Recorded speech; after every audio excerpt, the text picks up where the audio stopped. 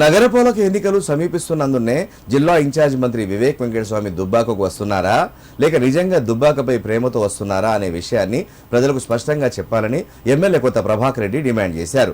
గతంలో కేసీఆర్ పాలనలో దుబ్బాక నియోజకవర్గాన్ని కనీవిని ఎరగని రీతిలో అభివృద్ధి చేశామని పేర్కొన్నారు. ప్రస్తుతం ప్రభుత్వం పాత పనులకే పూతపోసి కొత్త పనులు మంజూరు చేసినట్టుగా ప్రచారం చేస్తోందే తప్ప వాస్తవంగా చేసింది ఏమీ లేదని విమర్శించారు. సిద్దిపేట జిల్లా దుబ్బాకలోని ఎమ్మెల్యే క్యాంప్ కార్యాలయంలో ఈ నెల 13న జిల్లా ఇన్ఛార్జ్ మంత్రి వివేక్ వెంకటస్వామి పర్యటన నేపథ్యంలో ఎమ్మెల్యే కొత్త ప్రభాకర్ రెడ్డి మీడియా సమావేశం నిర్వహించి మాట్లాడారు.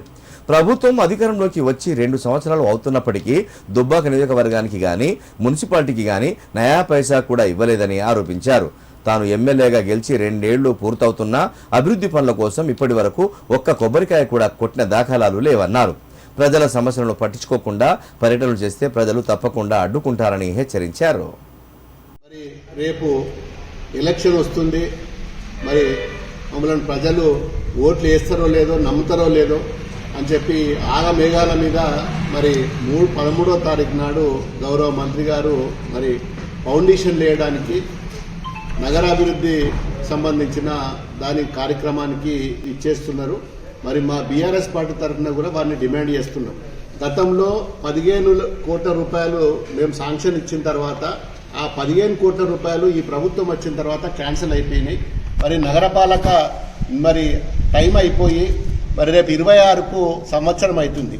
మరి ప్రభుత్వము మీ ప్రభుత్వం వచ్చి 2 సంవత్సరాలు అయిపోయింది. దాదాపు 50% ఏజ్ మీద అయిపోయింది. సగానికి సగం అయిపోయింది. ఇంకేమున్నా ఇంకో 2 ఏళ్ళు ప్రభుత్వం ఉంటుంది మీది. దుబ్బాక ప్రజలందరికీ తెలుసు. మేము కూడా ఎన్నోసార్లు అన్నాం. మరి మా పార్టీ ఉన్నప్పుడు కేసీఆర్ మా ముఖ్యమంత్రి ఉన్నప్పుడు దుబ్బాక మున్సిపాలిటీకి 15 కోట్లు శాంక్షన్ చేస్తే మరి టెండర్లు కూడా అయిన తర్వాత మరి దాన్ని కంటిన్యూ చేయాలి. ఏ ప్రభుత్వం వచ్చినా దాన్ని కంటిన్యూ చేయాలి. మరి అది ఏడాది అవుతుంది.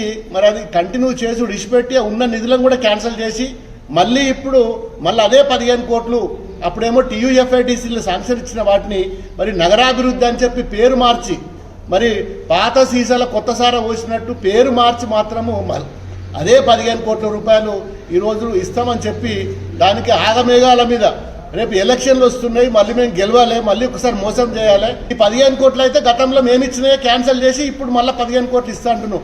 ఇప్పుడు నువ్వు వచ్చిన తర్వాత ఏమిస్తున్నావు? మరి దానికి ఏమి సమాధానం చెప్తాడో మంత్రి గారు ప్రభుత్వం మరి వేచి చూస్తున్నారు జనాలు. మరి మా బీఆర్ఎస్ పార్టీ కూడా డిమాండ్ చేస్తున్నాం. మరి నగరపాలక సంస్థ ఎన్నికల కోసం వస్తున్నావా, నిజంగా దుబ్బాక మీద ప్రేమ ఉన్నదాన్ని